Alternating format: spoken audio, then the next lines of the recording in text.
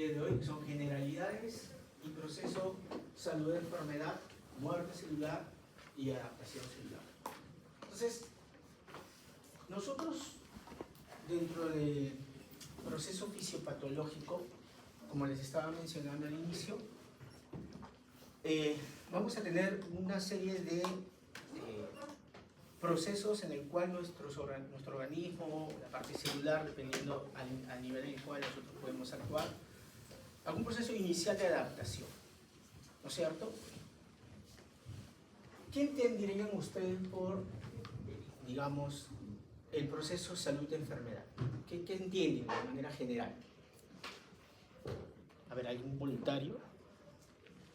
¿Qué entiende sobre el proceso salud-enfermedad?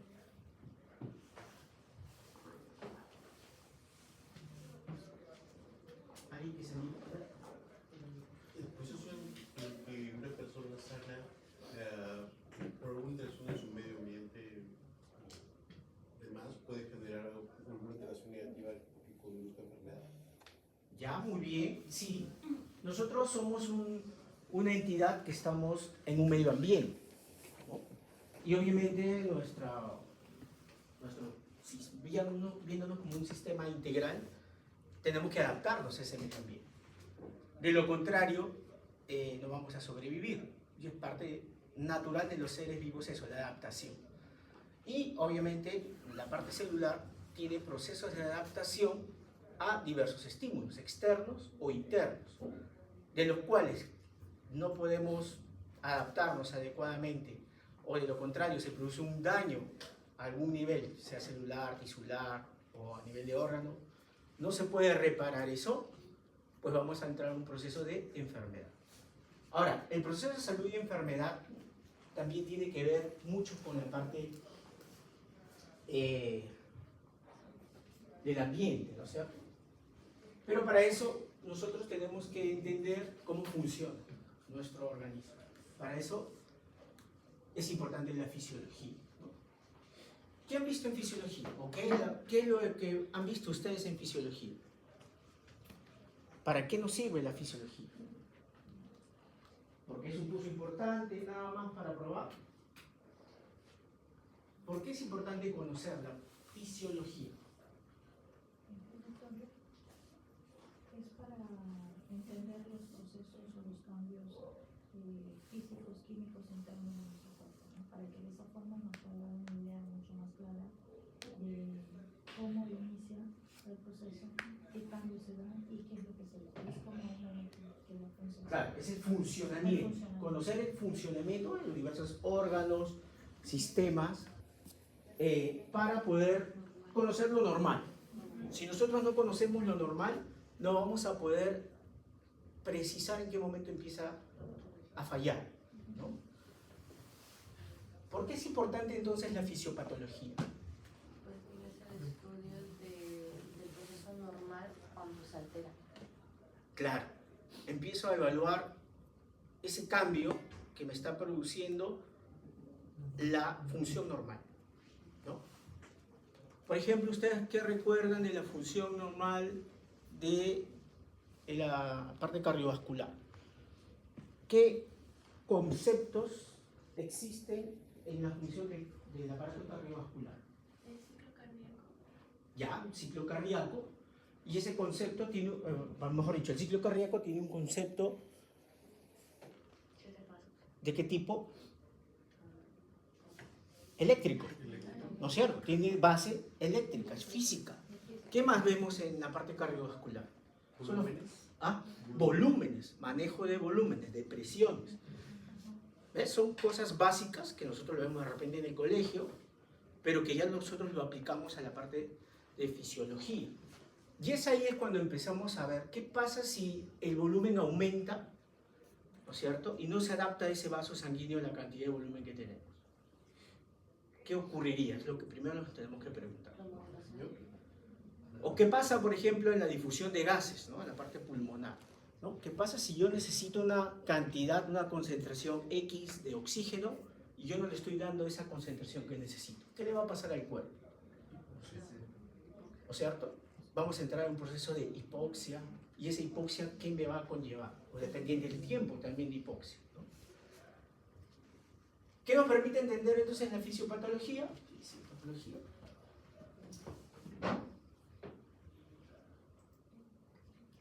Bueno, va a cumplir la célula el papel de unidad funcional. Los organismos multicelulares, la homeostasis se logra gracias al balance entre la división celular y la eliminación de células, y pues un ambiente y función definidos al ser cambiados genera una respuesta.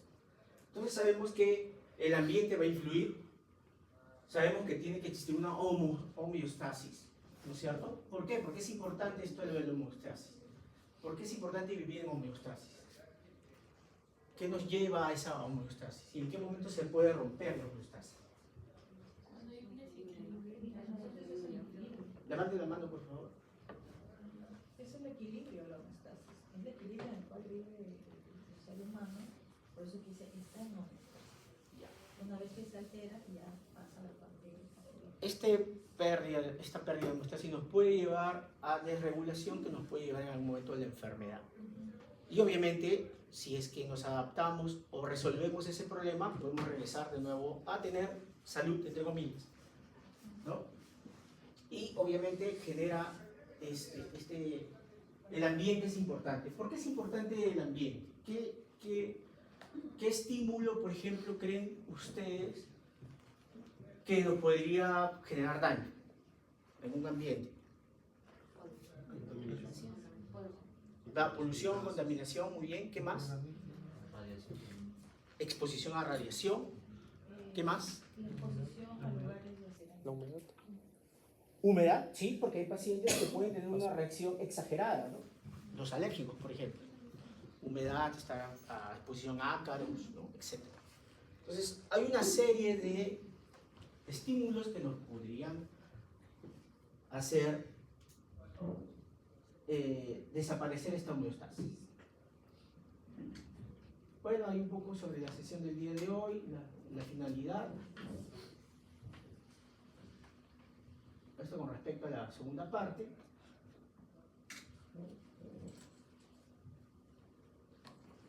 Los contenidos. Entonces estamos hablando que la fisiopatología va a estar en base a lo que conocemos como la función normal, ¿no es cierto? La base es eso, la fisiología, y dentro de la parte de la fisiología, la parte alterada, lo que nosotros debemos reconocer para llegar a un diagnóstico, a conocer los síntomas y signos, la fisiopatología, ¿no? Entonces, ciencia que estudia los mecanismos de adaptación de los seres vivos no saludables en su entorno.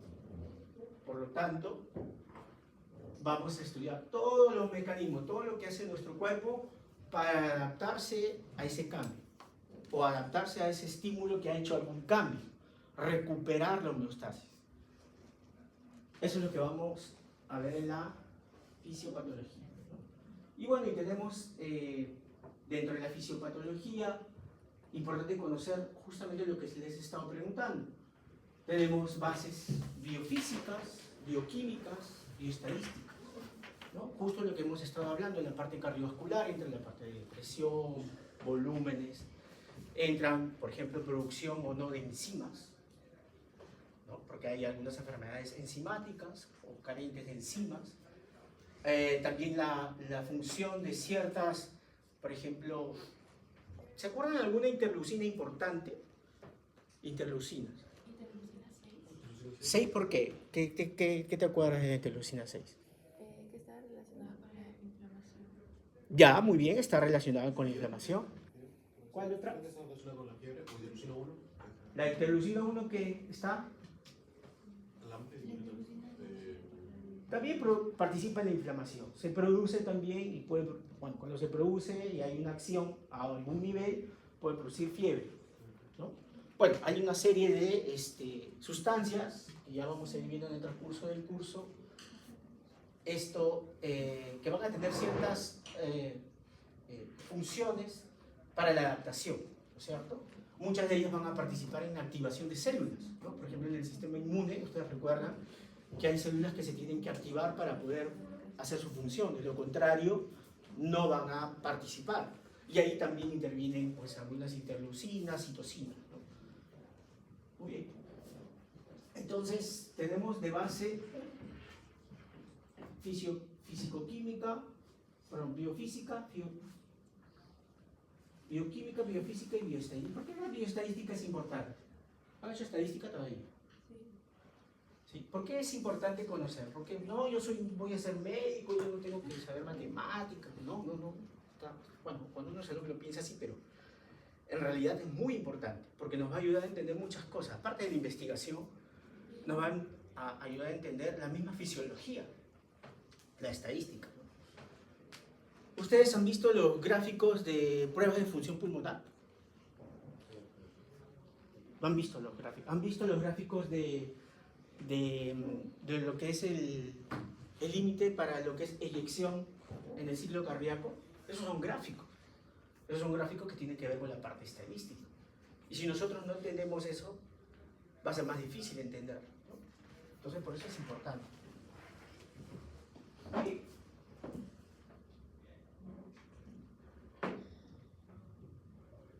¿Para qué estudiar entonces los mecanismos? ¿No? Entonces sabemos que nos van a ayudar a mantener la homeostasis, y cuando se rompe esta homeostasis se va a ocurrir una serie de procesos para regresar a la homeostasis, o de lo contrario tener ciertas manifestaciones clínicas. Justo lo que estamos viendo. Entonces son procesos patogénicos, ¿no? Tenemos entonces, para saber cómo estos mecanismos conducen a la expresión de características observables, signos y síntomas. Bueno, los signos son lo que nosotros vamos a encontrar en la exploración en algún momento, ¿no? ¿Conocen algún signo clínico que hayan leído? José Maes, uno de que hay un color Nobel y que pone rojo aquí en la cara. Rash. El rash. Son signos. Los signos es lo observable. El síntoma es lo que nos manifiesta el paciente, que es subjetivo. Siempre el síntoma, me duele la cabeza, me duele aquí, dolor abdominal, por ejemplo. Pero nosotros cuando lo objetivamos ya hay un signo, ¿no? Y esto tiene que ver, obviamente, con toda la base que hemos estado conversando, la base de la fisiología, la inmunología. ¿Por qué es importante la interacción tanto de la fisiología y la inmunología? Ya uniendo estos dos conceptos. Ya sabemos cómo funciona un sistema, ya sé células, la parte de defensa, ¿no? Tenemos la inmunidad innata, inmunidad adquirida. Ya, y esto, cuando se une, ¿por qué nos ayuda a mantener la homeostasis? Justamente por eso, porque es parte del proceso adaptativo en el cual, ¿qué pasa si yo, es una suposición, ahorita tengo COVID, empiezo a toser, no uso mascarilla, estamos en un lugar cerrado, no tan ventilado? ¿Qué pasa ahí? ¿Qué me podrían hablar sobre? ¿Se podría romper la homeostasis de ustedes? ¿Por qué? ¿Cuál sería ahí el agente que me rompería la homeostasis? Hay un agente etiológico, que en este caso podría ser un virus, ¿no? Puede ser una bacteria, puede ser una noxa, etc. Estoy con una función, digamos, respiratoria normal, mis defensas también, pero puede haber algo que nos rompa esa homeostasis, ese equilibrio, y empiezo, no todos lo van a hacer, por ahí de repente de aquí el 20 o el 10% empieza a hacer síntomas de cada unas semanas de la enfermedad. ¿Por qué ocurre eso? ¿Por qué no todos nos enfermamos igual? Entonces han visto en la época de COVID, hace unos 4 años atrás, ¿por qué no todos nos enfermamos igual? ¿Por qué algunos hicieron más severo, otros no? ¿Por qué pasa eso? Tiene que ver con la adaptación. Cada ser vivo tiene una adaptación diferente y la interacción de estos es diferente según la memoria. La inmunología, pero la parte del sistema inmune tiene memoria también. Y dependiendo de eso vamos a tener resultados diferentes, ¿no? Y bueno, la expresión clínica justamente se va a dar con este proceso patogénico, ¿no? Porque un paciente con COVID puede desarrollar solo dolor de cabeza y fiebre, mientras que otro me va a hacer una insuficiencia respiratoria. ¿Se dan cuenta? Entonces, cada enfermedad o cada patógeno no quiere decir que todos van a tener los mismos síntomas, signos, no. Obviamente tiene que haber una interacción con el medio ambiente y con los mecanismos de defensa.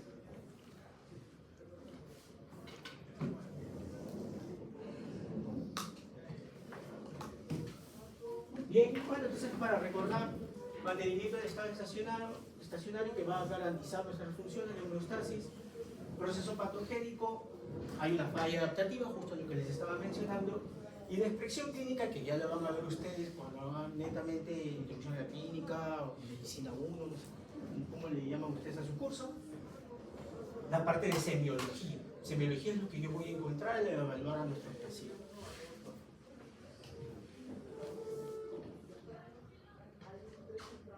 Entonces, ¿qué es enfermedad y qué es salud? En el transcurso del tiempo, todo lo que es los conceptos van variando, ¿no? Vemos, por ejemplo, qué es la enfermedad en un primer entorno. Consiste en una lesión producida por acción de gérmenes patógenos. ¿Solamente la enfermedad es producida por gérmenes patógenos? Con los conocimientos que tenemos ahora, ¿eso estaría adecuado?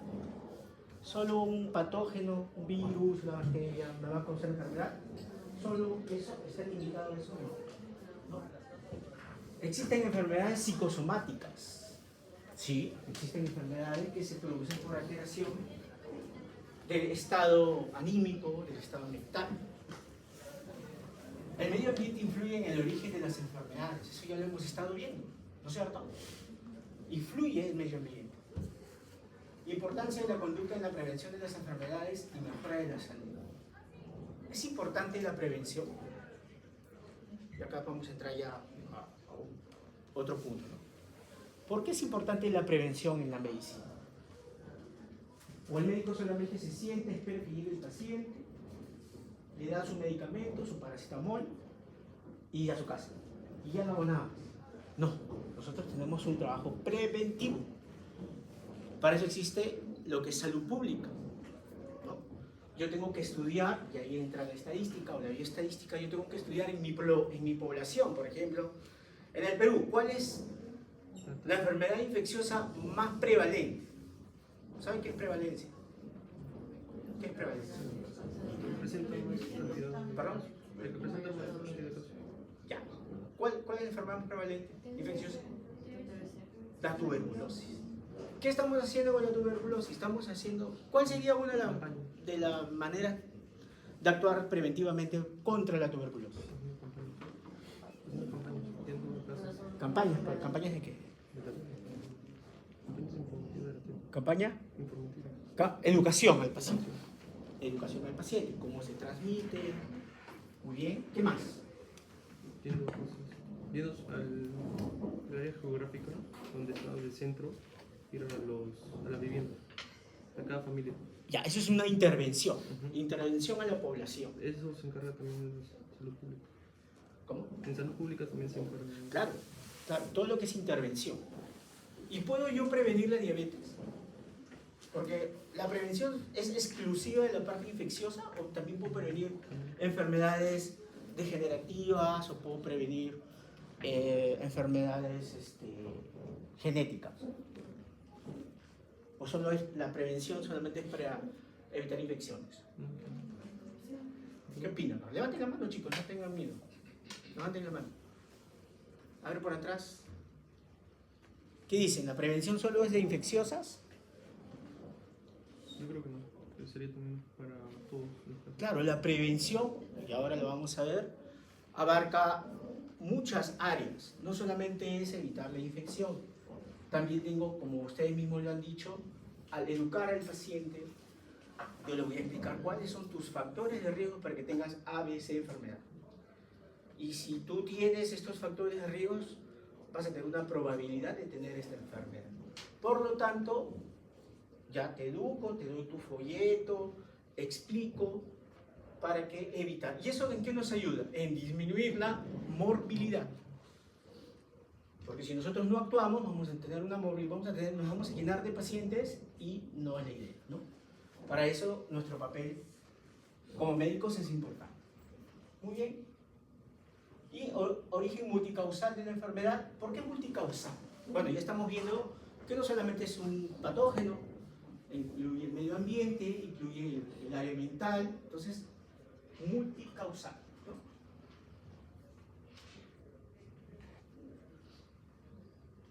Bueno, en algún momento se tocó el concepto de salud como bienestar físico, mental y social, que no necesariamente lo vamos a alcanzar todos, ¿no? Por eso han puesto ahí, es una utopía encontrar esto, ¿no? Bienestar físico, mental y social, porque no vamos a encontrar un equilibrio entre los tres, no necesariamente se va a llegar a eso. Por lo tanto, siempre va a haber un proceso de salud enferma.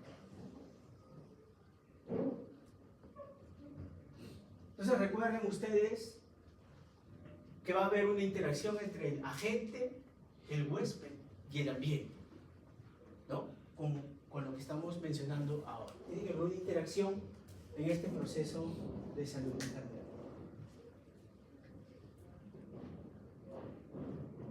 ¿Qué es la transición epidemiológica? Acá dice, el concepto de multicausalidad es debido a la transición epidemiológica. ¿Saben este concepto de transición epidemiológica? Es cuando hay algún cambio con respecto a, digamos, a la prevalencia de alguna enfermedad. Por ejemplo, ustedes saben que en los últimos años los casos nuevos de cáncer han aumentado. ¿Por qué ha pasado esto?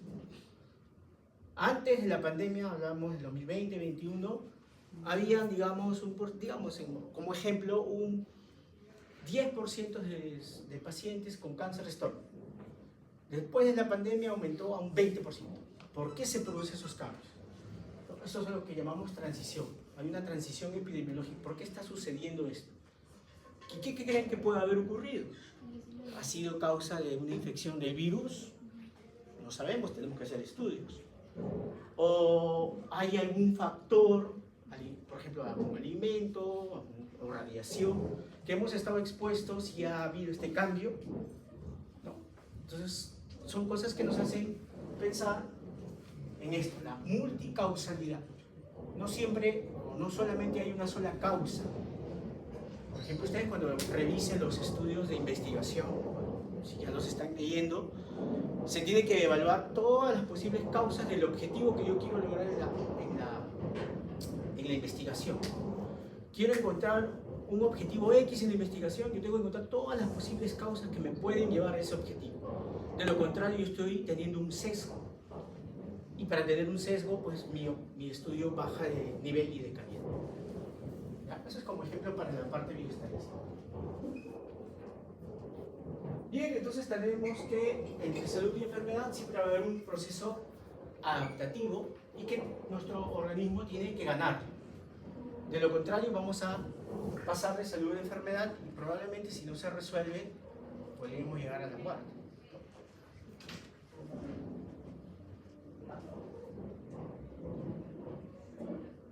Bueno, algunos términos que hemos estado mencionando. Mortalidad, que es parámetro estadístico para medir la cantidad de muertes respecto a un grupo determinado de personas en un periodo de tiempo. Recuerden que este concepto que es importante. La mortalidad es en base a la cantidad de muertes en una población, en un tiempo determinado. ¿No? Por ejemplo, la mortalidad de la tuberculosis en la ciudad de Lima, entre el 2022 y 2023, fue de 0.5%, por ejemplo. Es la manera en que yo debo expresar la mortalidad. Ustedes cuando lean, ¿no? cuando lean sobre mortalidad, tienen que tener un tiempo y está especificado para un grupo de población. Bueno, y en base a esto se miden tasas, ¿no? Tasa de mortalidad, número de defunciones. Eso probablemente ya lo van a ver en la parte de bioestadística o salud pública, ¿no? Morbilidad, impacto que genera una enfermedad sobre la calidad de vida de una persona. ¿Qué enfermedades crónicas nos generan actualmente mayor morbilidad? Crónicas, enfermedades crónicas. Diabetes, bien. Hipertensión. ¿Por qué? A ver, tomando estos dos ejemplos, ¿por qué la diabetes y por qué la hipertensión?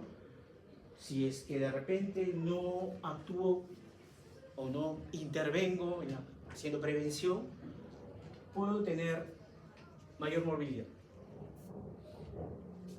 ¿Qué me genera ese aumento de morbilidad en pacientes con diabetes e hipertensión que de repente son maltratados o no van al tratamiento, no cumplen su tratamiento? Puede haber afecciones físicas tales como, por ejemplo, el pie diabético. Muy bien, puede haber complicaciones secundarias por diabetes crónica mal controlada, pie diabético. Muchos de ellos pueden ser amputados y me está disminuyendo la calidad de vida. En la hipertensión, infartos, accidentes cerebrovasculares, ¿no?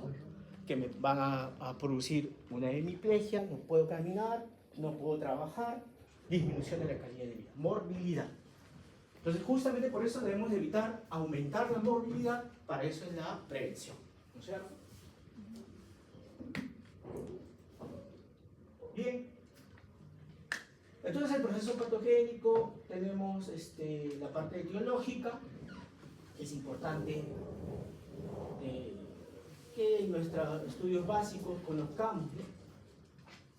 Ciencia que estudia factores etiológicos, que puede ser multifactorial, idiopática, conocida. Por ejemplo, ¿qué etiología puedo decir o definir que es idiopática? ¿Qué enfermedad podría tener una etiología idiopática? Que se desconoce. Claro que hay teorías, ¿no? Pero no conozco precisamente qué me produce esa enfermedad. Algunos recuerdan alguna... Y así, hay muchas idiopáticas. El Alzheimer, ya, aunque por ahí hay algunas teorías. ¿Qué más? Parkinson, ya. ¿Qué más? Dentro de las enfermedades reumatológicas, yo soy reumatólogo, dentro de las enfermedades reumatológicas casi todas, ¿no es cierto? Lupus, artritis, claro, todas comparten un probable, digamos, gatillo infeccioso, probable, pero en sí no conocemos precisamente el mecanismo por el cual se gatilla.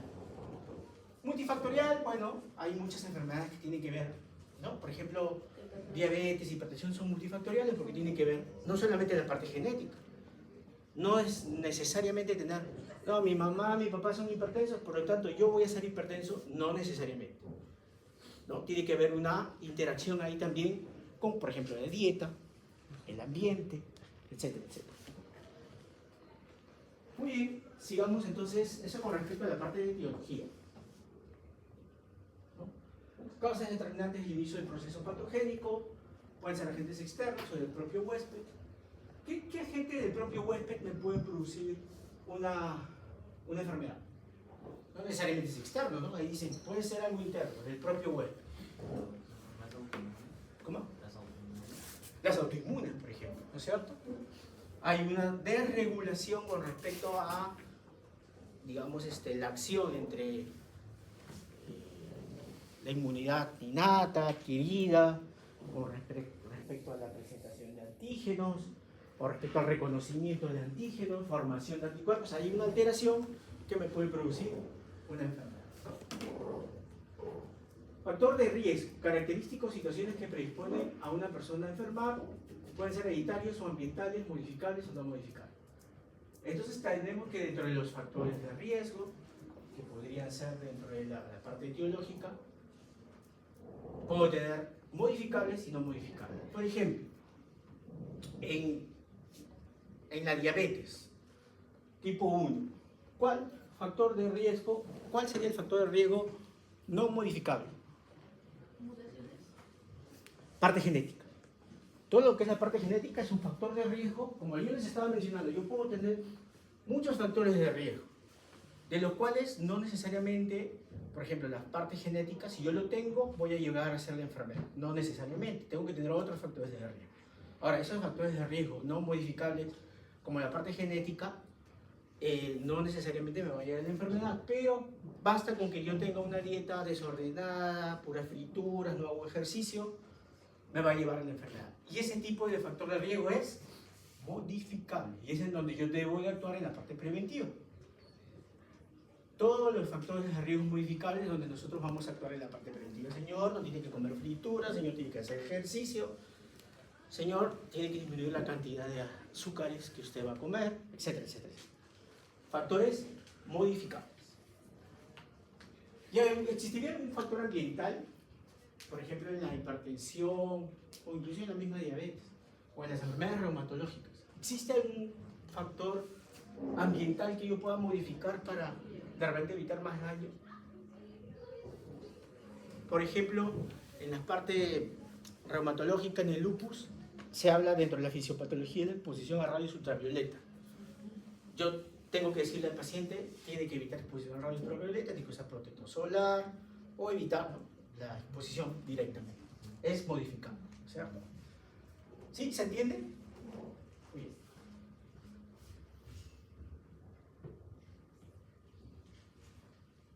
¿Qué es la patogenia? Secuencia de acontecimientos debido a la respuesta de células o tejidos frente al agente etiológico. Entonces ya hemos estado expuestos a algo, a un estímulo, y bueno, nuestro cuerpo y nuestro organismo empieza a reaccionar. Sinónimos: mecanismo patogénico, patogénesis, vía fisiopatológica o mecanismo subyacente de la enfermedad. Entonces es lo que nuestro cuerpo va a hacer contra este estímulo para evitar que este equilibrio se rompa. En ocasiones lo logra, en ocasiones no. Bien. Pero en ocasiones pues nos va a producir un daño que nos llega a producir cambios morfológicos. Por ejemplo, en la diabetes mellitus, que quizá el paciente no ha tenido un control adecuado, ¿qué cambios morfológicos pueden producir la exposición a niveles altos de glicemia? O sea, se elevan los niveles de glucosa en sangre y eso va a generar un daño. ¿Cómo qué, por ejemplo? Podría ser algunas infecciones al riñón. Infecciones, ya, disminuye la función de defensa. Disminuye ya, muy bien, pero daño específico tisular puede producir. Ya, pero ¿qué me produce el pie? Yo me estoy preguntando exactamente, no exactamente, pero lo más cercano a eso que me está produciendo el pie diabético. Ya, su amigo está diciendo que es disminución de las defensas justamente por una exposición a nivel, ya, perfecto. Eso me va a conllevar a que yo no voy a poder reaccionar bien ante una infección, ¿no? Estoy inmunosuprimido. ¿Qué más? El daño de los niveles altos de glucosa van a producir daños en el endotelio. Van a producir daños vascular. Por lo tanto, va a producir. Por eso es que ya no tengo buena irrigación en este caso en el pie diabético que estamos tomando de ejemplo. Pero también puede haber un problema oftalmológico, ¿no es cierto? Por problemas de retina. Los diabéticos hacen problemas de retina. ¿Por qué? Por eso, porque hay un daño a nivel de los vasos sanguíneos. Y eso se produce por un problema bioquímico, ¿no?, que no se resuelve y produce daño. Eso es un ejemplo, ¿no es cierto? Y en la presión alta, en la hipertensión arterial,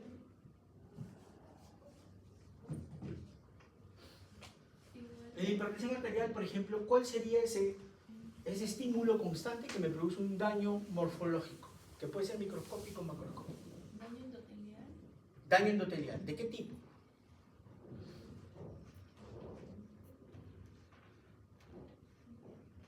¿Qué aumenta? ¿Qué cambios hay en la hipertensión arterial? ¿Qué es lo que me genera el daño?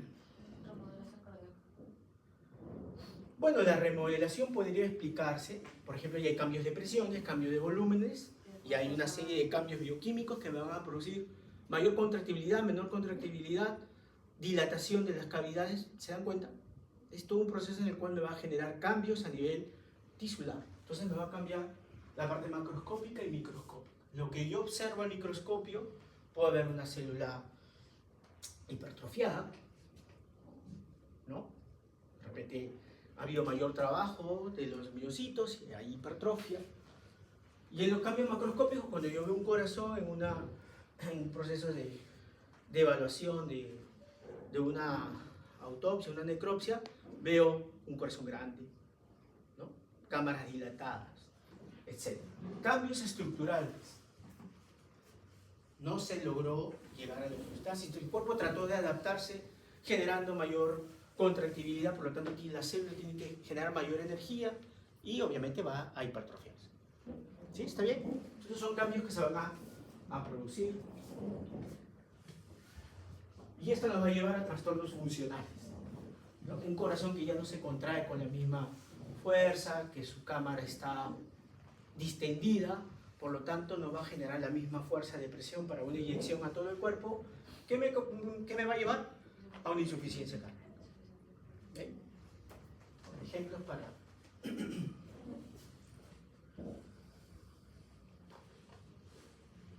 ¿no? Fallas en el tejido órgano-sistema, y esto me va a llevar a manifestaciones clínicas. ¿Qué me va a llevar a un paciente con insuficiencia cardíaca? Se agita, voy a tener dificultad para respirar, de repente voy a tener congestión yugular, etcétera, etcétera, ¿no? Estos cambios nos van a llevar a manifestaciones clínicas.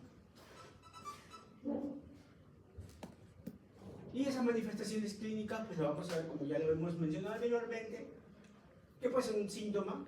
Doctor, me canso ya no puedo caminar, antes podía yo caminar una cuadra, ahora no puedo. Signo.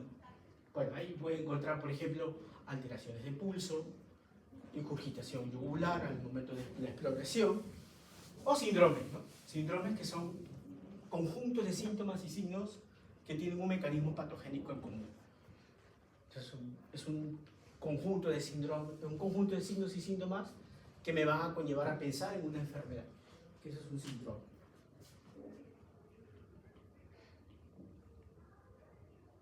Muy bien. Entonces, como hemos estado mencionando,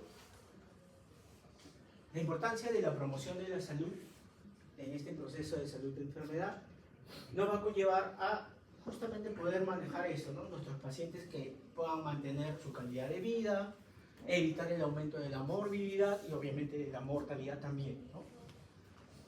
Y es lo que nos va a conllevar a este equilibrio de mantener la salud. Entonces la prevención es importante y, como estábamos mencionando, yo puedo actuar a diferentes niveles de la manera de prevención. Cuando el paciente no tiene enfermedad, prevención primaria. Bueno, ¿dónde está? Ya. Primaria, no tengo la enfermedad, entonces como yo tengo que hacer conocer a mis pacientes o a mi población, por ejemplo, cuando se hace el serum, tengo que hablarles sobre VIH, tengo que hablarles sobre tuberculosis, sobre el dengue, por ejemplo. Se transmite así, tienes que evitar dejar tus desperdicios porque ahí se llena de agua y el zancudo ahí pone sus huevos, etcétera, etcétera. Prevención antes de la enfermedad. Cuando existe una enfermedad y es asintomática, ¿no? Detección temprana y tratamiento curativo. Esa es la parte secundaria. De repente tengo ya hecho diagnóstico de alguna enfermedad que tiene pocos síntomas o es asintomática y yo puedo actuar antes de que se generen los daños o curar la enfermedad.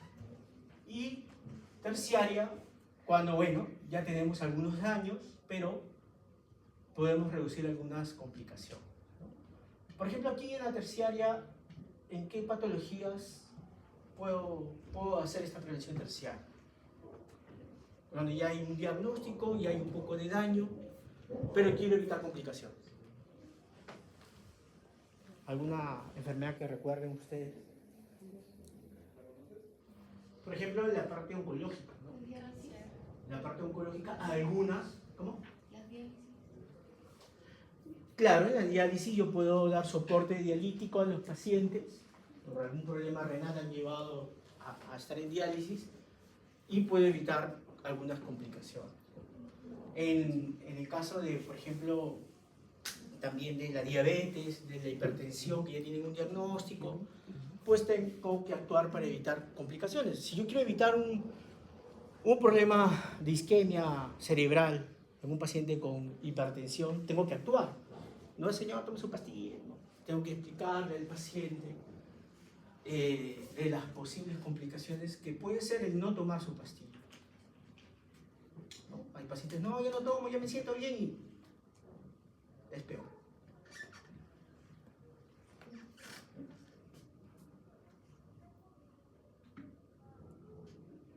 Bien. Proceso patogénico y prevención. Ya, esto es un gráfico que nos ayuda a entender justamente lo que hemos estado conversando. Cómo la prevención nos ayuda a disminuir la tasa de mortalidad. Esto es un gráfico que es tasa de mortalidad por cáncer colorectal, ¿no? Haciendo prevención primaria de los factores de riesgo, cómo esa curva, conforme pasan los años, va disminuyendo, ¿no? Como si hago prevención secundaria, cómo esa curva va cayendo, la raya naranja, ¿no? Igual, si yo ya empiezo a dar tratamiento para evitar mayores, va cayendo la mortalidad. Entonces, la intervención, hacer prevención a diferentes niveles, me ayuda a reducir la mortalidad y morbilidad también. Este gráfico es de mortalidad como ejemplo. Muy bien. Bueno, si nosotros no actuamos, no damos tratamiento, no hacemos prevención, pues obviamente va a seguir el curso natural de la enfermedad. Ustedes si revisan algunos libros antiguos, dicen curso natural de... Ahora actualmente casi no dicen. Me parece que en estos libros de medicina interna sí están. Bueno, de repente los antiguos. Que te explican cómo es la enfermedad. Los médicos más antiguos que han visto cómo es la enfermedad cuando recién se describe una enfermedad. Todo el proceso patogénico que pasa. Hasta la muerte, ¿no? En algunos casos. Bueno. Pronóstico, desenlace, recuperación es lo que nosotros vamos a ver.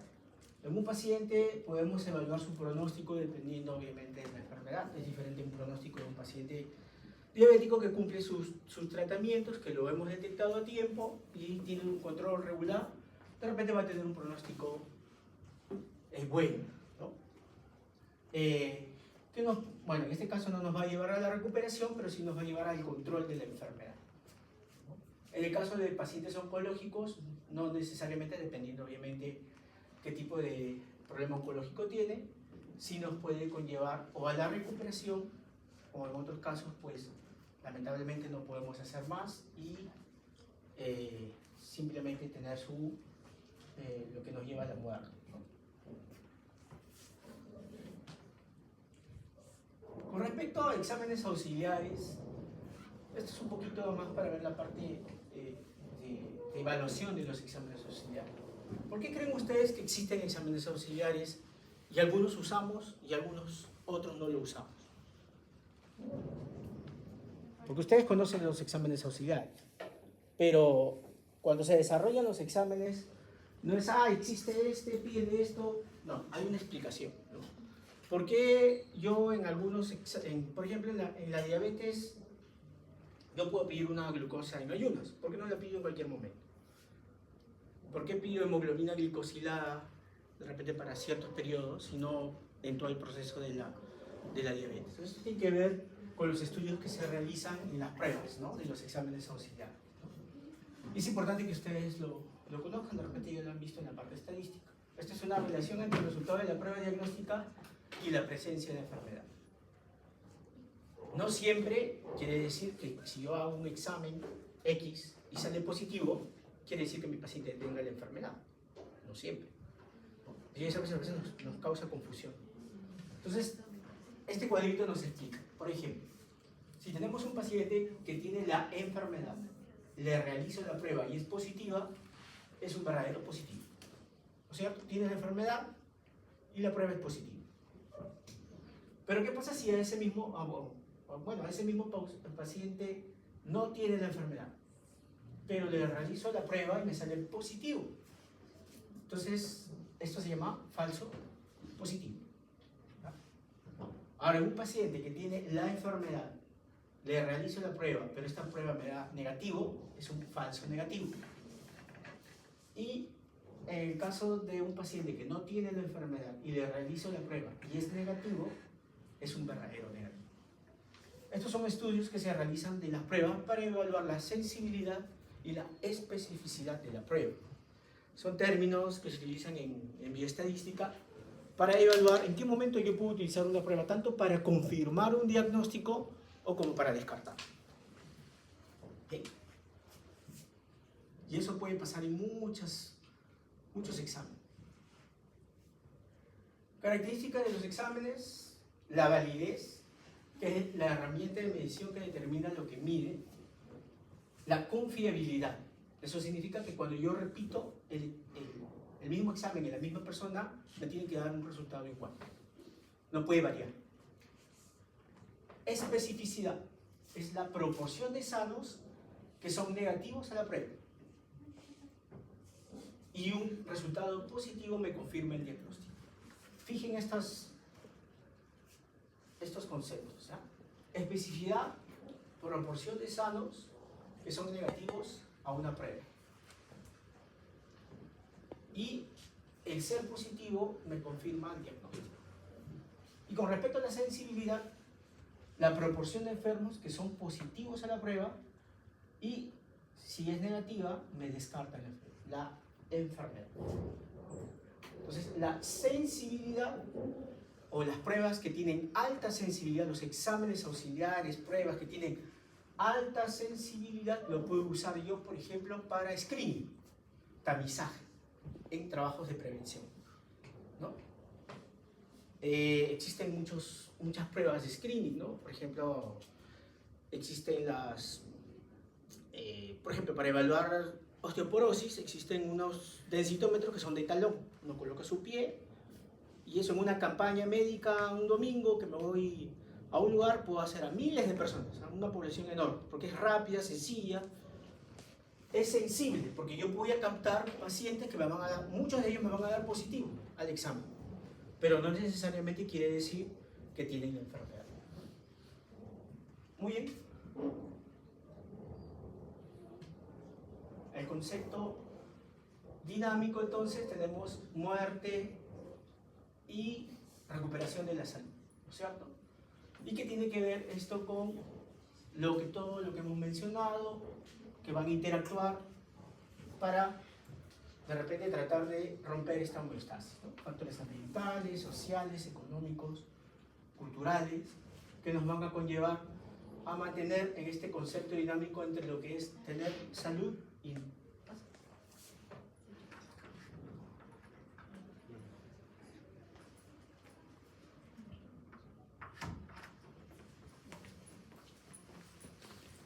Muy bien.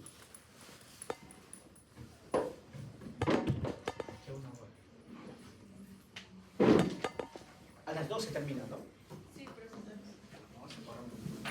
Variables que inciden en el proceso de salud de la enfermedad. Bueno, ahí lo tienen ustedes para que lo puedan observar con la parte social. Es importante, la educación, el saneamiento, ¿influyen o no en nuestra salud? Sí. No tengo agua para lavarme las manos, no tengo desagüe, en fin, no tengo un lugar de repente que me pueda abrigar de la humedad, etcétera, etcétera. Todo esto influye en los estilos de vida, y obviamente son factores que me pueden conllevar a la disrupción de la homeostasis y de la enfermedad. Muy bien, entonces hemos estado en el primer tema de todo lo que es proceso de salud-enfermedad, hemos hablado de la parte preventiva, y bueno, lo que implica la fisiopatología en el entendimiento de todo lo que es la ruptura de la homeostasis, y cómo la adaptación podríamos conllevar a la enfermedad, ¿no? Y en algunos casos recuperar la homeostasis. Con respecto a adaptación y muerte celular, bueno, ustedes saben que nosotros constantemente estamos ante estímulos, como hemos estado mencionando, y a nivel celular pues podemos tener ciertas respuestas, ¿no? Tenemos entonces que en la homeostasis o nos adaptamos ante algún tipo de estrés, por ejemplo, que puede ser de repente hipoxia, puede ser radiación ultravioleta, puede ser extremo frío, por ejemplo. Y también puedo tener algún estímulo que nos conlleve a una lesión del tejido, a la lesión celular. Lo ideal es que obviamente esto se pueda recuperar, ¿no? Y mantener la homeostasis. Pero en ocasiones no se puede, hay una incapacidad de adaptación que nos va a conllevar a la progresión de esta lesión, en donde en algún momento la lesión se va a hacer irreversible y nos puede conllevar a dos procesos que es necrosis y apoptosis. Entonces, podemos generar en algún momento por algún estímulo una lesión, una mala adaptación, pero que en algunos casos nos lleva a una lesión reversible y en otros casos no. Entonces, es muy importante la adaptación celular para evitar justamente esto, ¿no? La muerte celular o la necrosis. En estos casos, por ejemplo, vamos a ver que tanto perturbaciones de la homeostasis de manera leve o de manera severa me pueden pasar o sobrepasar el punto de no retorno. Cuando yo paso ese punto de no retorno, yo ya no puedo hacer que esa lesión regrese, o sea reversible. Y empieza entonces a tener, digamos, los mecanismos de lo que es la muerte celular. Entonces, cuando por ejemplo acá haya una injuria muy fuerte que me perturbe la homeostasis y pase el punto de no retorno, me va a generar una muerte celular accidental. Por ejemplo, aquí podríamos tomar quemaduras de tercer grado, ¿no? Estoy en un lugar, hay un incendio y tuve quemaduras de tercer grado en el 90% del cuerpo. Es algo brusco. Mi cuerpo no va a poder recuperarse de manera rápida, no va a ser reversible. Paso el punto de no retorno y empiezo a tener problemas, ¿no?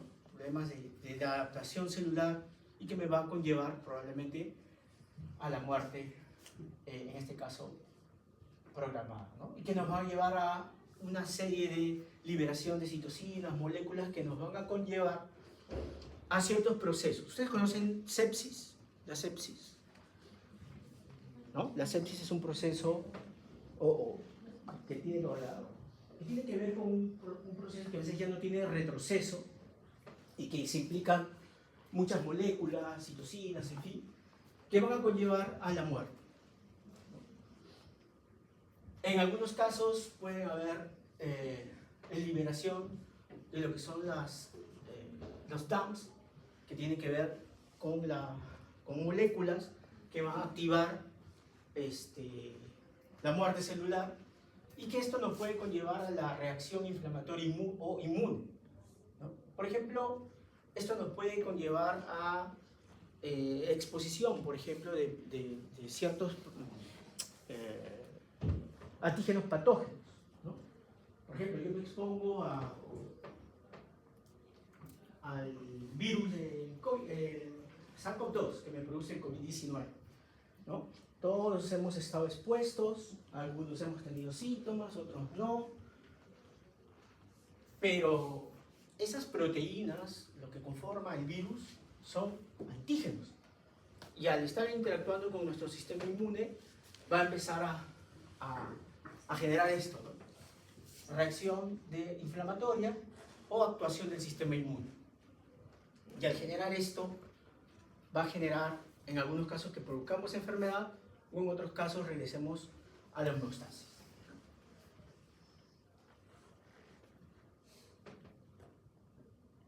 Tipo de respuesta celular en la adaptación. Tenemos, con respecto a la adaptación celular, hipertrofia, hiperplasia, atrofia, lo vamos a ver cada una de ellas. Y la lesión celular, ¿no? Que puede ser reversible o irreversible. Y dentro de las irreversibles, pues necrosis, apoptosis, que son las que vamos a tocar el día de hoy. Y existen dentro de lo que es apoptosis diversos tipos ya descritos en los últimos años.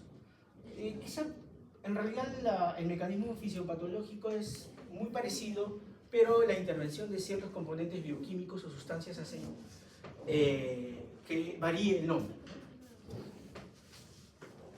Muy bien, entonces tenemos que la célula normal tiene un estímulo fisiológico, patológico, que nos puede conllevar a la adaptación, ¿no? Entonces tenemos ahí una noxa potente que nos puede conllevar a la adaptación, ¿no? Esto es un esquema para que ustedes vayan viendo ya con las características. Si hay una adaptación con respecto al tamaño, tenemos lo que es atrofia, hipotrofia o hipertrofia. Con respecto al tamaño de la célula. Con respecto al número, hiperplasia. Con respecto a la forma, distribución, características, metaplasia o lo contrario, displasia. Y bueno, con respecto al contenido, si es que tiene o no acumulaciones intracelulares, podemos hablar de calcificación, acumulación grasa o que tienen contenidos de pigmentos. Profesor, ¿qué es una noxa? La noxa es un daño. Noxa potente, dice ahí. Bueno, así lo han puesto. Es el estímulo que produce daño. Como por ejemplo la hipoxia, ¿no? La hipoxia o la radiación, o por ejemplo, el ejercicio. Es una noxa, es un estímulo. ¿Qué me puede producir el ejercicio de todas estas? ¿Cuál? Hipertrofia, ¿no es cierto? Empiezo a hacer pesas y puedo generar hipertrofia. ¿Qué me puede generar metaplasia? Ahorita vamos a ver los conceptos, pero para ir, si ustedes algunos conocen ejemplos. Metaplasia. Esófago de Barrett. Esófago de Barrett. ¿Qué pasa en el esófago de Barrett? Hay un cambio. ¿No es cierto? Ustedes conocen por histología que cada órgano, estructura, parte de nuestro organismo tiene característica, un tipo de epitelio, ¿no? Un tipo de tejido.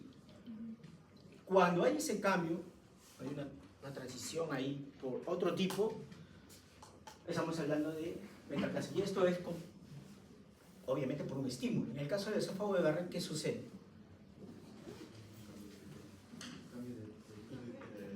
Cambio el epitelio, ¿pero por qué? ¿Cuál es el estímulo? ¿Estímulos lesivos? ¿Cómo? Un estímulo lesivo, por ejemplo, el ácido estomacal. Claro, el contenido gástrico, ¿no? El contenido gástrico, un reflujo me puede producir este caso, ¿no es cierto? Bueno, vamos avanzando.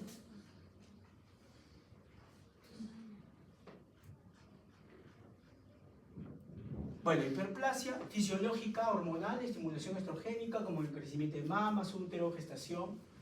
Compensadora, regenerativa, por ejemplo, cuando se realiza hepatectomía, ¿no? Por ejemplo, pacientes que tuvieron un traumatismo hepático por un accidente de tránsito, está lesionado, lo cortan, ¿no? Resecan una parte del hígado y en ocasiones existe la regeneración hepática, ¿no? En cierta proporción dependiendo de la cantidad extraída del hígado, ¿no? Patológica, hormonal, desbalance estrógeno-progesterona en la hiperplasia endometrial, ¿no? Obviamente, por ejemplo, el ciclo menstrual, eso es un ejemplo. Factores de crecimiento, verrugas de piel. Incremento de la demanda, hipertrofia del músculo esquelético, bueno, y la parte del ejercicio, como hemos estado mencionando. Hormonal la gestación, ¿no? Con la acción de prolactina y estrógenos. Factores de crecimiento que nos ayudan en ciertos procesos. Patológico, incremento de la demanda en la hipertensión arterial. Y en la hormonal, incremento de TSH. ¿Qué me puede generar el incremento de la TSH? Enfermedad de Graves. ¿Ah? Enfermedad de Graves. ¿El aumento de la TSH? ¿Por qué aumenta la TSH? Ahí en la parte endocrinológica hay ejes, ¿se acuerdan? Vamos a acordar eso. Hay algo que me va a hacer un feedback si es que yo no estoy teniendo una adecuada secreción para que me incremente el TSH. ¿Qué es lo que me regula ese TSH? ¿Se acuerdan? ¿Se acuerdan el eje?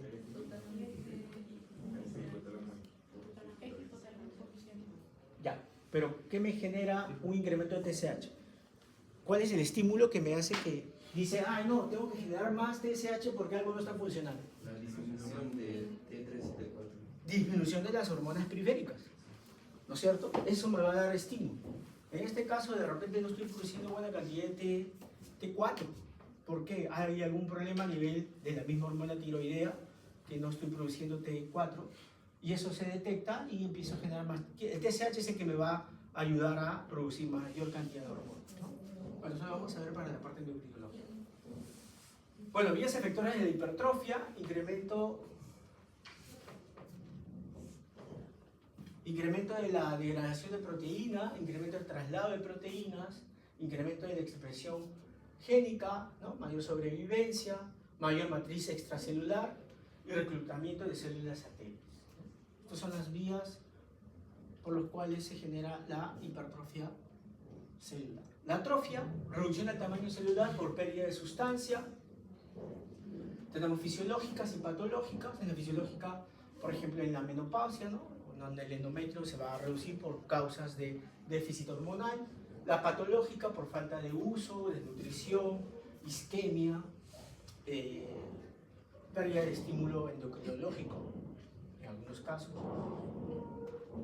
¿Ustedes recuerdan el timo? ¿Qué es el timo?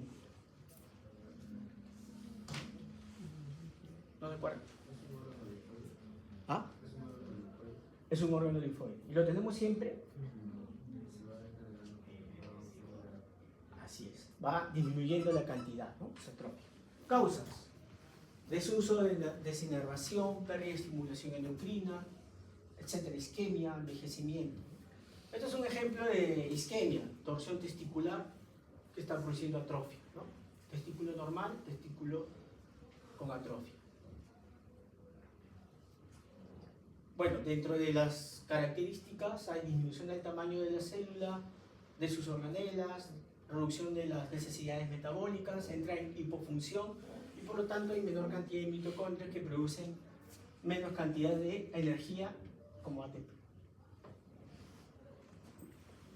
Bueno, disminución de la síntesis de proteínas que va a aumentar la proteólisis a nivel celular por medio de la ubiquitina proteosoma.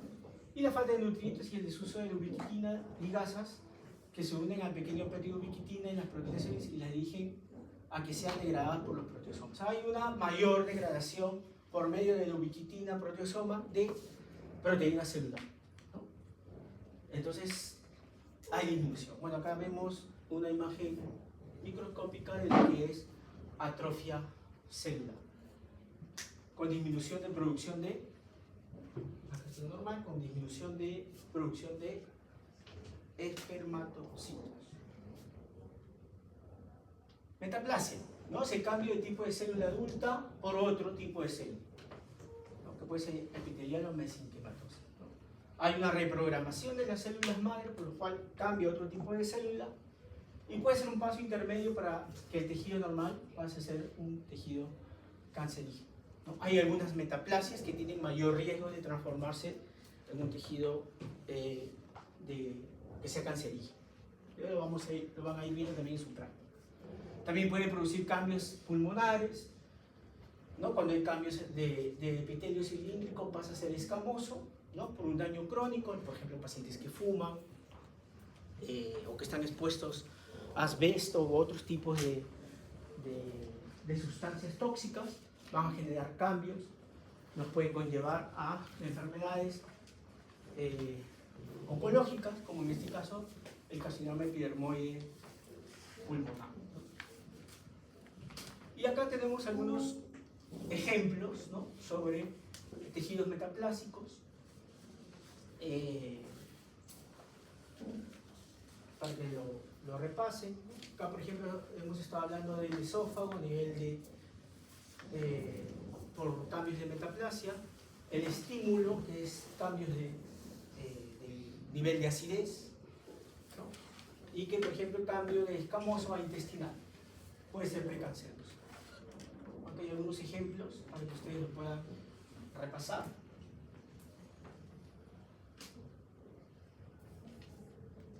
Mecanismos de la metaplasia: reprogramación de la célula madre en epitelio y un mesénquima. Esto nos va a conllevar a una diferenciación de células madres a una nueva vía que nos va a causar señales de citocina y factores de crecimiento y cambios también en los componentes de la matriz extracelular. Y estos estímulos van a promover la expresión de genes que nos van a conllevar a la diferenciación a una nueva vía específica. Entonces son los cambios que se producen. Recuerden, hay una reprogramación de la célula madre que es la que me va a conllevar a un nuevo tipo celular. Tipos de metaplasia.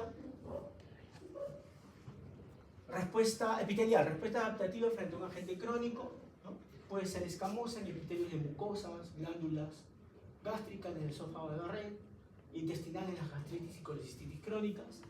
Y la mesenquimal, tenemos la cartilaginosa en cicatrices isquémicas u óseas, ¿no? Como en lo que es cartílago degenerado, ¿no? que puede generar enfermedades como en la artrosis, hay cambios ahí, pulmón cardíaco, músculo esquelético en la miositis osificante por metotrexato. Bueno, son casos raros, pero sí puede suceder.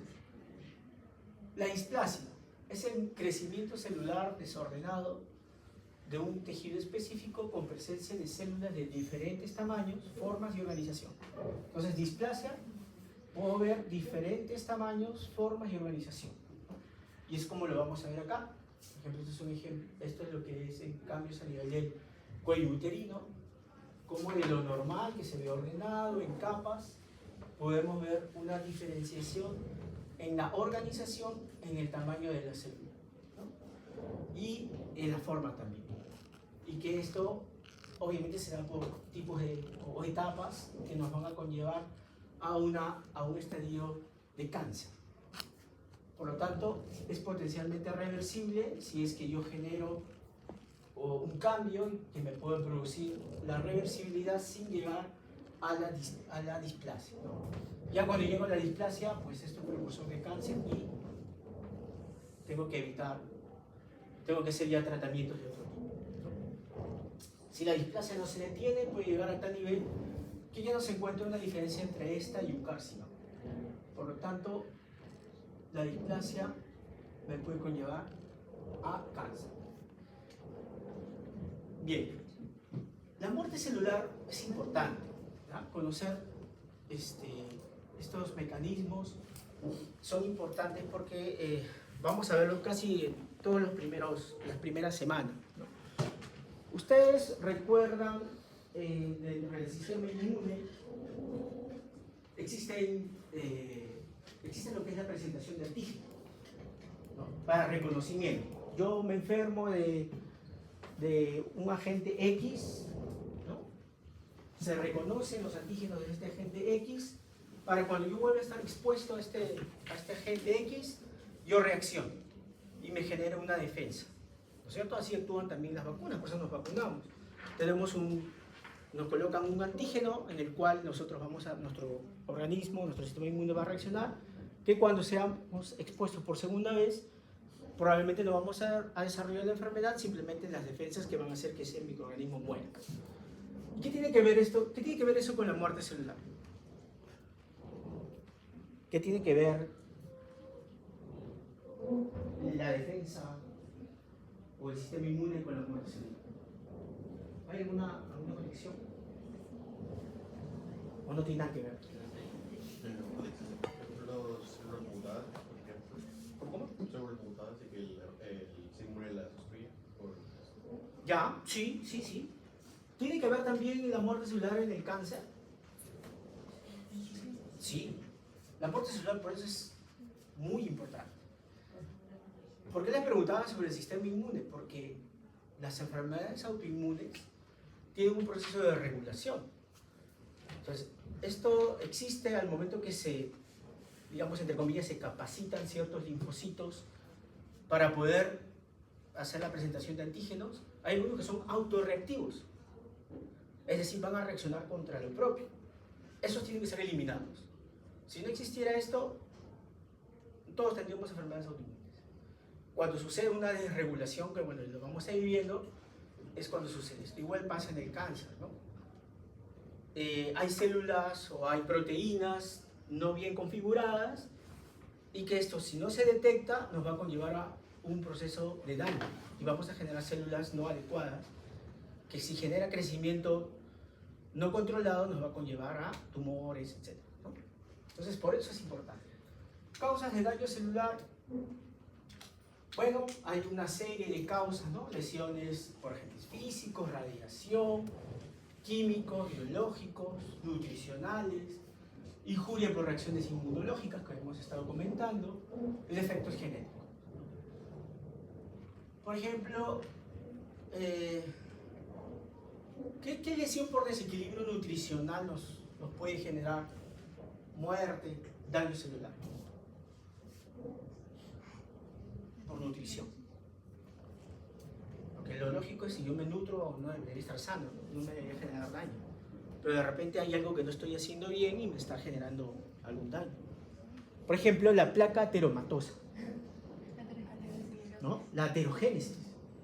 La placa ateromatosa a nivel de los vasos sanguíneos me va a generar... ¿Qué genera? ¿Cuál es el proceso que genera la placa ateromatosa? Que obviamente me va a conllevar a la obstrucción de los vasos sanguíneos.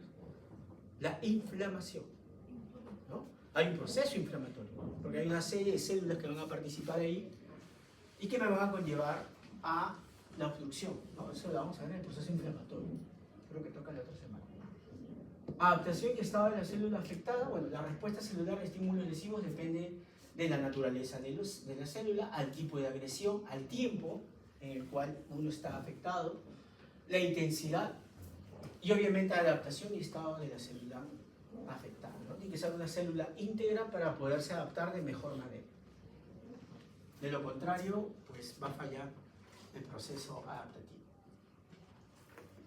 Relación entre la función celular, la muerte celular y los cambios morfológicos por las lesiones. Ya, este es un cuadro que lo pueden revisar en el Robbins. En el Robbins hay bastante información sobre muerte celular. Y eso tiene relación con es un cuadro entre el efecto y duración de la lesión. A mayor tiempo que dure la lesión, a mayor tiempo de la noxa, voy a ir perdiendo ciertas funciones. Llega un momento en el tiempo que puedo regresar a una función celular normal, pero si ya paso justo este punto de reversible a no reversible, es cuando empiezo a perder funciones, ¿no? Que me va a conllevar a cambios estructurales, cambios microscópicos, macroscópicos, cambios bioquímicos que ya no va a poder dar vuelta atrás a su función normal celular. Bueno, mecanismos de daño celular: daño por radicales libres, hipoxia y disminución de ATP, estrés del retículo endoplasmático por mal plegamiento de las proteínas que hemos estado mencionando, lesión del ADN y trastorno de la homeostasis de calcio intracelular. La lesión del ADN, ¿dónde lo podemos ver con mayor frecuencia? ¿En qué enfermedades?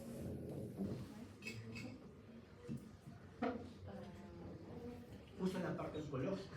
La parte oncológica es donde se debe detectar justamente estas lesiones del ADN, daños en la estructura del ADN para poder eliminar esas células. Cuando hay un fallo, es donde pueden aparecer estas primeras células precancerosas, ¿no? La hipoxia y la disminución de ATP. ¿Por qué es importante el ATP? La energía. ¿Qué es el ATP? Energía. ¿Ah? Energía. La energía. Muy bien. ¿Pero para qué sirve? Para que funcione. Es para la función de la célula, para que puedan generar todas sus funciones. ¿Y qué pasa si no generamos ATP? No veo. Tenemos otra vía que nos puede generar energía. ¿Qué es la vía? ¿Cómo se llama esa vía? Anaeróbica. Que me va a generar ácido láctico. ¿Se acuerdan? Para recordar un poquito, ¿no es cierto? Me va a generar ácido láctico, pero que esto tiene un límite. ¿Qué me genera el ácido láctico? Si empiezo a producir en mayor cantidad. Puedo aumentar el pH. Ácido láctico va a aumentar el pH. Y este pH, nuestro cuerpo tiene que actuar en una homeostasis de pH. Entonces va a generar empieza a romperse la homeostasis, ¿no es cierto? Y esto me puede generar daño celular. Eso lo vamos a ver, ¿no? Bueno, hipoxia, isquemia. La isquemia celular produce una alteración en la fosforilación oxidativa, no se genera ATP, se consigue por la vía glucolítica, pero que pueden agotar las reservas, como les mencioné, no es ilimitado y nos puede conllevar a la necrosis. Y bueno, acá está en un gráfico lo que hemos estado mencionando, los mecanismos, ¿no? Disminución del ATP por disminución de la fosforilación oxidativa por isquemia, X, que nos va a conllevar al aumento de la glicólisis anaeróbica, ¿no? A nivel de bombas, disminución de la bomba de sodio, mayor entrada de calcio y salida de potasio, que nos va a conllevar a una hinchazón del retículo endoplasmático con hinchazón celular, pérdida de microvellosidad. Nos va a conllevar esta disminución del ATP al desprendimiento de ribosomas y menor síntesis de proteínas, ¿no? Y por lo tanto, si estamos en una glicólisis anaeróbica, lo que les mencionaba, disminución del pH por aumento del ácido láctico y que nos va a conllevar a grumos de cromatina nuclear. O sea, es un daño que se va generando. Por eso es que esto es temporal, no podemos estar en la glicólisis anaeróbica de manera persistente. Por eso es que la isquemia es algo que se tiene que resolver. De lo contrario, vamos a generar más daño. El estrés oxidativo, ¿no? Entonces, las especies reactivas de oxígeno pueden ser endógenas, exógenas, ¿no? Por radiaciones ionizantes, rayos ultravioleta. La generación de las especies reactivas de oxígeno supera la capacidad del cuerpo de neutralizar y eliminar compuestos. Entonces tenemos aquí un gráfico en el cual pues, ¿no? Hablamos de la producción de radicales libres ante estímulos, ¿no? Como medicamentos, contaminantes, exposición al tabaco, radiación, ácidos grasos poliinsaturados, etcétera, etcétera, el ejercicio extremo inclusive, y que nos va a conllevar al estrés oxidativo y que esto tiene consecuencias. Dentro de esta, pues, enfermedades cardiovasculares, neurodegenerativas, envejecimiento, cáncer, ¿no? Entonces, bueno, eso es parte de lo que es el envejecimiento. Han hecho ustedes, me imagino, en clases de bioquímica, ¿no? Sí. Lo que es estrés oxidativo y las especies reactivas de oxígeno, ¿no? Cómo la acumulación de estas especies, estas sustancias, van a generar un daño en el tiempo y que van a hacer perder ciertas funciones celulares, ¿no? Por eso es que se explica ahí, sobre todo las enfermedades degenerativas, neurodegenerativas y cardiovasculares, ¿no? Y esto tiene que ver con ¿qué? ¿Con qué tiene que ver evitar mayor cantidad de estrés oxidativo? Tiene que ver con la nutrición, el ejercicio, ¿no es cierto? Para evitar justamente eso. Bueno, acá tenemos otro gráfico del Robbins. El Robbins es un libro muy bonito, revísenlo. Y esto es esquemático, ¿no? La producción de las especies reactivas de oxígeno, ¿no? Con formación de radicales de hidroxilo que nos van a conllevar a ciertos daños, ¿no? Que nos pueden llevar a lesión de la membrana por peroxidación de lípidos, rotura y mal plegamiento por modificación de proteínas y las mutaciones por justamente la lesión de ADE. Y que bueno, nos puede conllevar a esas enfermedades oncológicas. El 3 de retículo endoplásmico, acumulación de proteínas mal plegadas, ¿no? Esto va a conllevar a una activación de unos sensores proptóticos, ¿no? Unas proteínas de la familia BH3 y activación de las caspasas. Y esto nos va a conllevar a la vía intrínseca de la muerte de apoptosis. La apoptosis, por lo tanto, ahorita vamos a ver, es una muerte celular programada, pero que tiene ciertos estímulos para su activación, ¿no? Bueno, vemos ahí un ejemplo del mismo Robbins, ¿no? Estrés leve del retículo endoplasmático con estas proteínas que van a conllevar a la mayor cantidad mejor dicho, la menor cantidad de producción de proteína que nos va a llevar a una respuesta adaptativa a las proteínas mal plegadas. Este tipo de reacción, cuando ya es un estrés muy alto, nos va a conllevar a la activación de ciertas proteínas que son las caspasas. ¿Cuántos tipos de caspasas existen? Hay varias. ¿Se acuerdan alguna importante? No lo han leído todavía. Bueno, lo van a repasar para el inicio de la próxima clase, terminando esta teoría. Entonces, las capasas 3, 9, son la 8 también importantes porque nos ayudan a evidenciar lo que es la activación en sí de la propia apoptosis, ¿no?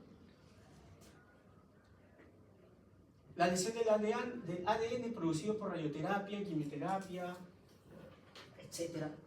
Y cuando hay daño excesivo, la proteína P53 va a activar la apoptosis. Entonces, la proteína P53, cuando se revise la parte oncológica, le vamos a dar la principal importancia, que nos va a conllevar a la activación de la apoptosis.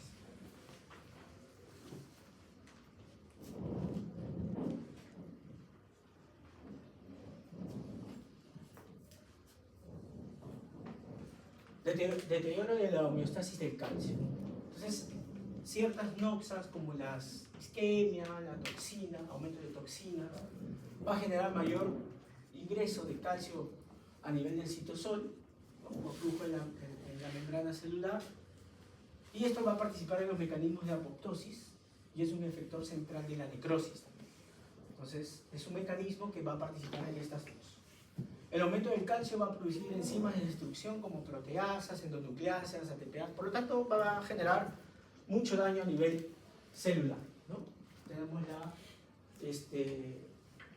por el incremento del calcio citosólico, activación de ciertas enzimas de las que hemos mencionado, ¿no? Proteasas, endonucleasas, ATPase, que nos va a conllevar tanto al daño de la célula a nivel de membrana, a nivel de núcleo, ¿no? Y a nivel mitocondrial, el daño se va a dar con el aumento de la permeabilidad de la pared mitocondrial.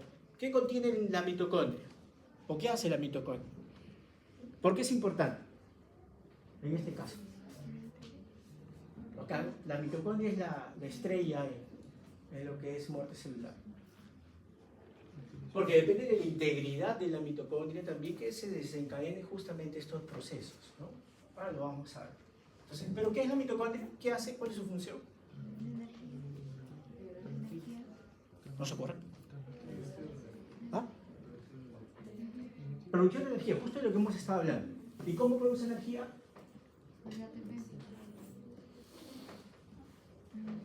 Por la fosforilación, ¿no es cierto? Que por ciertos, digamos, reacciones bioquímicas van a generar ATP, ¿no es cierto? Pero una vez que perdemos la integridad, ustedes recuerdan que ¿cuál es la teoría del origen de la mitocondria? ¿Han leído eso? ¿Cómo la mitocondria se cree que, o se ha estudiado que puede estar dentro de la célula? Bueno, se va a buscarlo, pero se cree que esto ha sido un microorganismo, ¿no? Porque tiene pared celular, ¿no es cierto? Y que en el tiempo, en la evolución, bueno, convivió dentro de la célula generando la energía para la célula. Disfunción mitocondrial, mitocondrias sensibles a hipoxiotoxinas, radiación, alteraciones bioquímicas, falta de la fosforilación oxidativa. Función principal. Por lo tanto, si falla esta función, agotamiento de ATP, no tenemos energía y me va a desencadenar una serie de cambios que me pueden llevar a la necrosis. La fosforilación oxidativa normal, formación de especies reactivas de oxígeno. Recuerden esto. ¿Cuándo es la fosforilación oxidativa normal? Estamos repasando lo que hemos dicho hace un ratito. ¿Qué me puede conllevar a una fosforilación oxidativa normal? Lo normal es que siempre se produzca ATP. Cuando hay una isquemia, dejo de tener la vía normal y voy a la vía de ácido láctico, ¿no es cierto? Que debe ser un tiempo definido nada más, porque ahí tengo que recuperar la fosforilación oxidativa. Por lo tanto, cuando no tengo mucha, o tengo mucho tiempo en una fosforilación oxidativa normal, no está conllevándose bien, voy a llevar a mayor formación de especies reactivas de oxígeno. Daño mitocondrial produce un polo de transición de la permeabilidad mitocondrial, apoptosis. Recuerden estas dos, ¿ya? Falta de fosforilación oxidativa, agotamiento de ATP. ¿Dónde me quedé? 53, 53.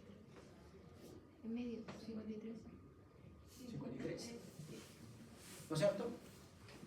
Y el otro es daño mitocondrial, va a producir un poro de transición de permeabilidad mitocondrial, apoptosis.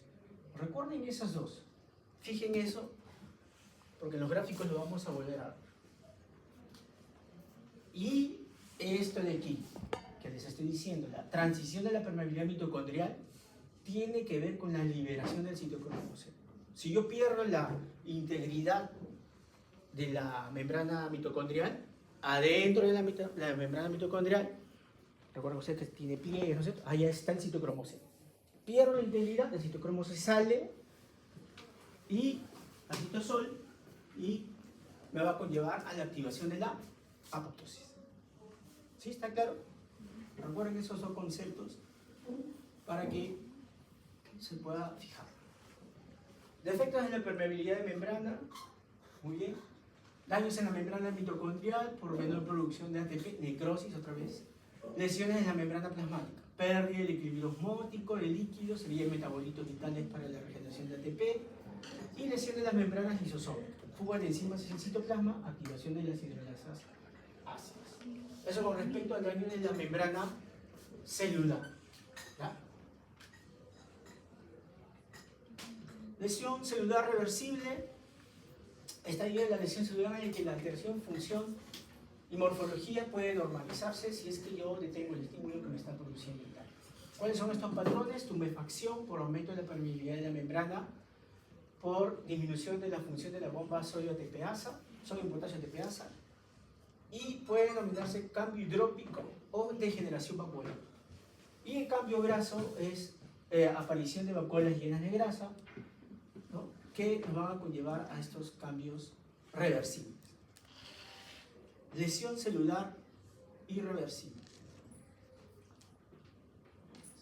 Entonces, si estos estímulos, la noxa, persisten en el tiempo y va a sobrepasar la función de adaptación de la célula, vamos a tener lesiones que ya no vamos a poder dar marcha atrás, ¿no?, y que pueden ser mortales. Incapacidad de recuperar la función mitocondrial. Recuerden, pierdo la función mitocondrial, que es la que me está generando la energía, pierdo la membrana mitocondrial, libero el citocromo C, se activan las caspasas. ¿Qué lleva? Ahorita vamos a ver. Pérdida de estructura y función de la membrana plasmática y las membranas intracelulares, y pérdida de la integridad de la estructura del ADN y de la cromatina. Entonces hay un daño de las diferentes organelas y partes de la célula que me van a conllevar a que ya no sea posible dar marcha atrás, ¿no? Entonces tenemos las opciones. Dentro de una falta de adaptación de la célula normal, vamos a conllevar a necrosis. En la necrosis vamos a ver un hinchazón, un abultamiento de la célula, que nos va a conllevar a la liberación de organelas y todo el contenido celular, que nos va a conllevar a inflamación. En el caso de que se produzca la apoptosis, ¿no?, va a haber una retracción celular con condensación de la cromatina, que nos va a conllevar a un colapso nuclear, ¿no?, y nos va a conllevar a la formación de cuerpos apoptóticos, y que estos van a conllevar a la fagocitosis, ¿no? ¿Cómo se llama ese proceso en el cual los cuerpos apoptóticos son engullidos? ¿Cómo? Ahorita vamos a ver. Necrosis. Necrosis proviene de cadáver, de necros, muerte accidental, celular accidental. Se presentan en células dañadas irreversiblemente, y hay existen las alteraciones, ¿no? Las alteraciones que ya hemos mencionado: ruptura de las membranas, fragmentación de la cromatina, liberación de las enzimas celulares que van a digerir la célula, e inflamación. Entonces, la necrosis me puede producir inflamación, y es un tema que vamos a ver en las siguientes semanas. Ustedes han visto cuando se produce una herida, quemaduras, hay un proceso inflamatorio, ¿cierto? Muchos de ellos se producen necrosis. Bueno, mecanismo de necrosis que tiene que ver con lo que ya hemos estado mencionando, ¿no? Disminución, o mejor dicho, una noxa, en este caso isquemia, que me va a producir una alteración de la producción de energía a nivel mitocondrial con disminución de ATP y alteración de las bombas sodio, potasio, ATPasa con incremento de el ingreso de calcio a nivel del citosol, y que esto no me puede conllevar a daño de la membrana celular y que esto me va a conllevar la necrosis. Recuerden ustedes siempre, ¿no? Si hay un daño o hay una mala función de la mitocondria por falta de oxígeno, en este caso por isquemia, voy a ir a la vía de la glicólisis anaeróbica, ¿no es cierto? Va a producir lactato con disminución del pH y que me va a generar más daño en la célula. Recordad esas dos, ¿no? Aumento de la parte de aumento del pH por aumento del lactato por glicólisis anaeróbica por falta de función de la mitocondria de producción de ATP. Cambios citoplasmáticos en la necrosis, bueno, aumentos de la eosinofilia, figuras de mielina, tumefacción celular, y bueno, hay cambios en la microscopía electrónica como discontinuidad de la membrana plasmática, de los orgánulos, dilatación de mitocondrias, etcétera, etcétera. Entonces vamos a perder las estructuras normales celulares, ¿no? Con tumefacción celular, en necrosis. Algunos patrones morfológicos de necrosis. Necrosis coagulativa, que está asociado a isquemia, hipoxia, ¿no? Tenemos, por ejemplo, el área de necrosis coagulativa, se llama infarto, la zona de infarto.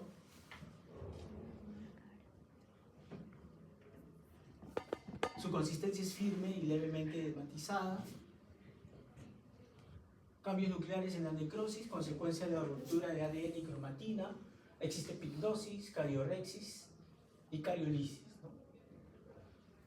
Las células necróticas pueden persistir en el tiempo, pueden ser digeridas por enzimas hasta desaparecer, la sustitución por figuras de mielina o calcificación después de la necrosis. La necrosis liquefactiva asociada a infecciones bacterianas y micóticas y muerte por hipoxia del sistema nervioso central. Vamos a tener que va a observarse como una masa amarillenta, viscosa y cremosa con inflamación en la zona, ¿no? Entonces vemos necrosis liquefactiva, esto lo podemos ver más a nivel cerebral. La necrosis gaseosa, esto lo van a ver bastante en la parte de histología, en patología, ¿no? Con combinación de necrosis coagulativa y liquefactiva, aspecto friable con blanquecino amarillento, que es la formación de calcio, y hay una colección de células fragmentadas o lisadas con arquitectura borrada del tejido, límites no definidos. Suele estar rodeada por una respuesta inflamatoria granulomatosa, ¿no? Como lo vemos en el gráfico, y acá lo vemos en un corte histológico, ¿no? Necrosis gaseosa. Necrosis grasa, hay una disolución por acción de las lipasas, ¿no? Y macroscópicamente tiene un aspecto de tiza blanca opaca, que bueno, en esta figura no se ve bien, pero acá vemos algunas lesiones colores blanquecinos, ¿no? Muy bien, esto es a nivel pancreático. Necrosis fibrinoide asociada a reacciones inmunitarias por depósitos de antígenos anticuerpos en paredes de los vasos, ¿no? Esto lo podemos ver en las vasculitis, por ejemplo, ¿no? Hay un daño por depósito de estos complejos antígeno-anticuerpo y que me van a producir estas lesiones a nivel de los vasos sanguíneos. Bueno, tenemos algunos patrones morfológicos de necrosis, como la gangrena seca, que tiene componente de necrosis liquefactiva, la gangrena húmeda, que es por superposición de infección bacteriana, tiene características de necrosis liquefactiva, y tenemos la gangrena gaseosa, ¿no? Que es por infección de ciertas especies de Clostridium, ¿no? Destruye el tejido conectivo y las membranas celular es producción de burbujas de gas en células musculares. Gangrena gaseosa. Bueno, la muerte celular programada, ya para terminar, faltan 10 minutos para la evaluación. Puede ocurrir un proceso fisiológico o patológico, ¿no? Proceso celular de involución. Las células activan enzimas que degradan su propio ADN nuclear, proteínas nucleares y citoplasmáticas. Es decir, esto se programa para cierto tiempo para que la célula cumpla su función y luego se elimina. En el tiempo se han estado describiendo diversos tipos de de muerte celular programada, ¿no? Entre ellas tenemos pues la primera, que es la apoptosis, tenemos la necroptosis, la piroptosis, y entre ellas hay una variación del proceso en sí, ¿no? En algunas van a actuar ciertas enzimas como las lipasas, en otras van a actuar el hierro, como en la ferroptosis, y bueno, le dan los diferentes nombres, ¿no? Por ejemplo, la netosis, que tiene relación con participación de los neutrófilos. Eso lo van a ver, por ejemplo, también en vasculitis, ¿no? Es que se forma una malla de proteínas, de filamentos, y que van a producir proceso inflamatorio.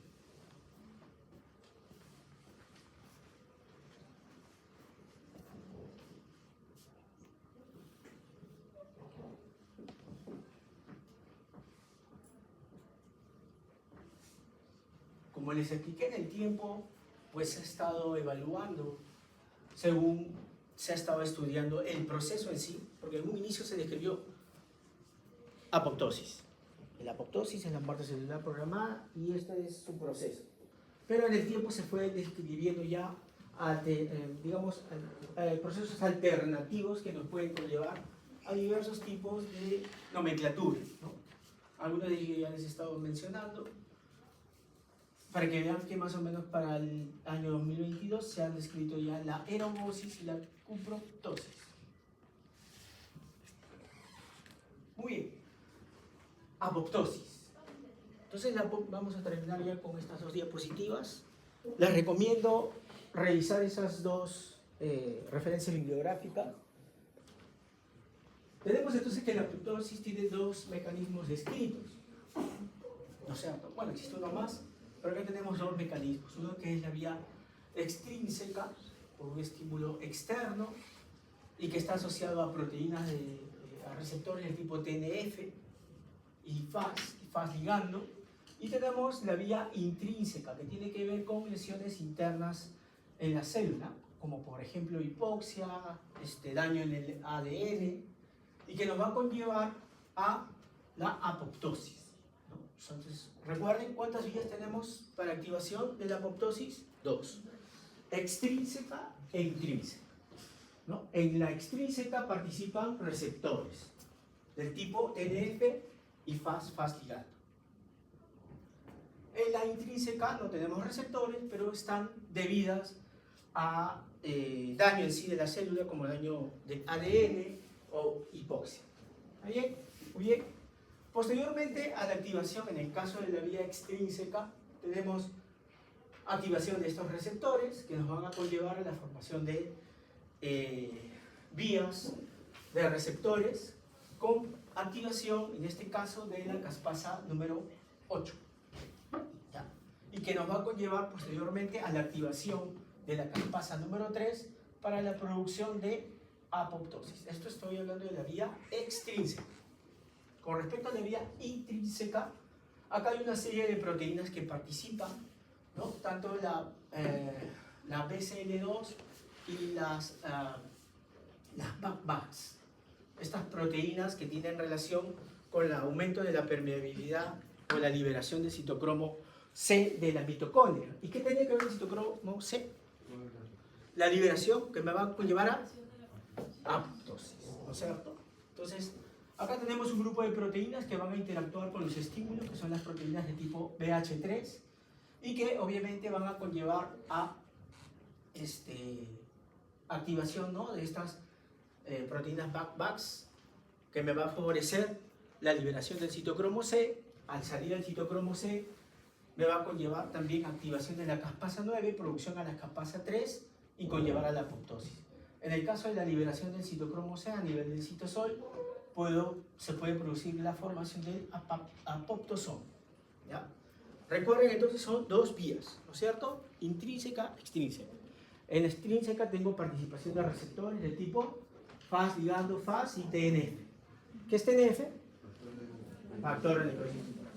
Del otro lado de la intrínseca voy a tener estímulos endógenos, bueno, como genes, daño del DNA, etcétera, que van a participar con un tipo de proteínas que se van a activar el BH3, ¿no? Estas proteínas son las que inhiben este tipo de proteínas, las BCL2, BCL2, ¿no? El BCL2 también lo vamos a ver en la parte oncológica, ¿no? Pero esta inhibición se pierde, por lo tanto se activa esta BH3 y que me va a conllevar a la liberación del citocromo C por acción de la acción de proteínas BACBAS. ¿Está bien? Liberando la proteína C, perdón, la citocromo C, me va a conllevar tanto a la formación de apoptosoma y la activación de la caspasa 9, con lo que activo el mecanismo irreversible, ¿no es cierto?, de la apoptosis. ¿Está claro, no? Profesor, ¿qué es BIT? ¿Qué es qué? BIT, al lado de la proteína BACTOS. Activación BIT. ¿Dónde? Antes del BACTOS. Ah, estas son activaciones de la... ahorita no recuerdo el BID, pero es un tipo de proteína que me inhibe el BACS-BACS. Esta es una proteína que va a actuar para la inhibición del BACS-BACS. El BACS-BACS es una proteína que está inhibida, ¿ya? Cuando hay activación por la formación de la caspasa 8, se activa y se abren los poros para que salga el citocromo C de la mitocondria, ¿ya? No me acuerdo ahorita el nombre en inglés, pero es el que me va a ayudar a la activación, o mejor dicho, de la pérdida de la inhibición del BACS. Esto tiene que estar inhibido de manera normal. Cuando se activa la caspasa 8, algo que no les dije, puede haber una interacción.